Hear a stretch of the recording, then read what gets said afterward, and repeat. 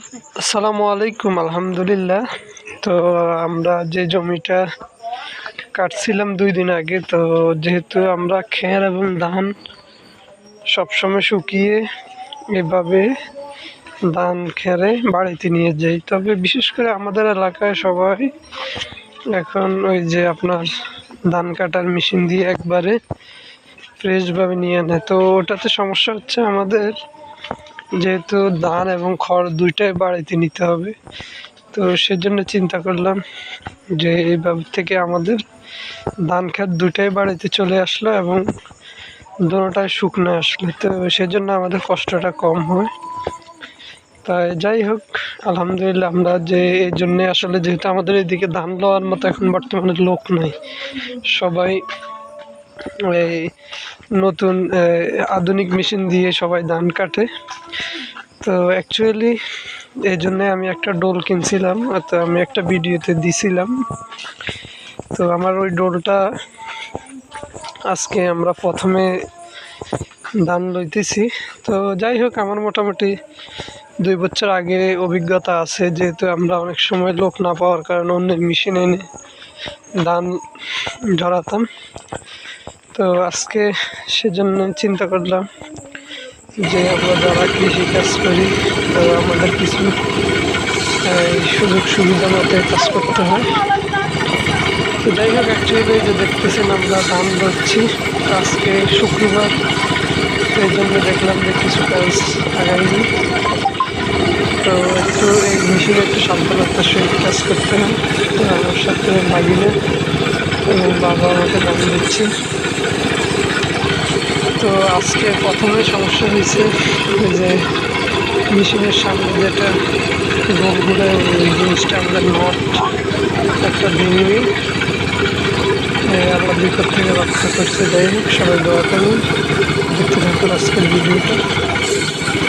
আসলে কৃষি কাজটা অনেক কষ্টের, তবুও যাই হোক বেছে নিলাম চাকরি না করে কৃষিতে বাস্তবতা করে কৃষিকাজে নিজের জীবনের সাথে মিলিয়ে নিলাম। যাই হোক, সবাই দোয়া করুন। আসসালামু আলাইকুম।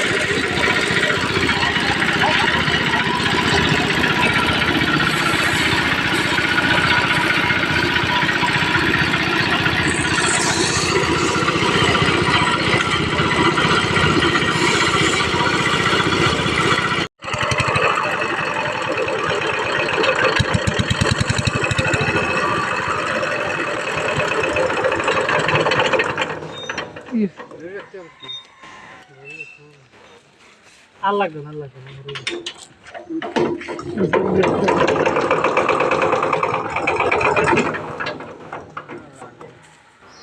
আগে একটু চল যখন না বেশি পাওয়ার দিলে যদি আবার সোলার মলাই স্পিড লাগবে, এটা দাম যদি আমরা ইয়ে হইতো না, বেশি পাওয়ার দাম মিটারে রাখতে হবে, মিটারে রাখতে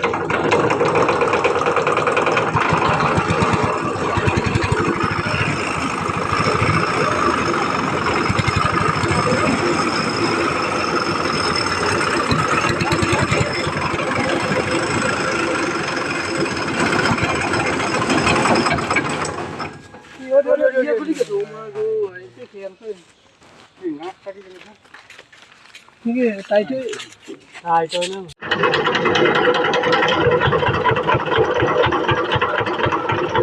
एक और एक डिप डाल लगे ওই নিচে থাকবে একটু আমি এগুলো ধরে দিয়ে এটা বাইরে ধরে আমি আগুন ধরে দি না দিলে চাল কম না আগুন ধরে দেন হ্যাঁ তারপরে বাইরে চলে এইভাবে তো বানাইতে আর নজর কষ্ট হয়ে কি করা যাবে তাই তো আর ইলেকট্রিশিয়ানও কিনতে পারতেছি না। আর নজর লেগে আপাতত ভালো লাগলে কিন্তু অনেক কমাটো হয়েছে রাখ আমরা স্টার্ট দিই।